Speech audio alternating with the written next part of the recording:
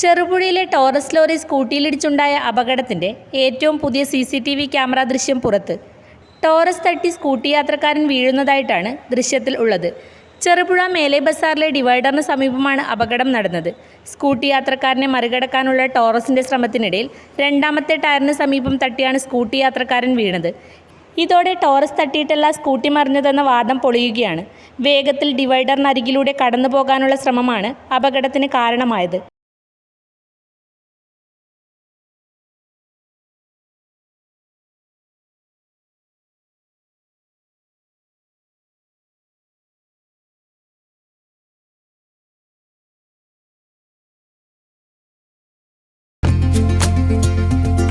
ഗൃഹപ്രവേശം, വിവാഹം, ആഘോഷങ്ങൾ എന്തുമാകട്ടെ, വീട്ടുപകരണങ്ങൾക്ക് ഗൃഹലക്ഷ്മി ഹോം അപ്ലയൻസസ്.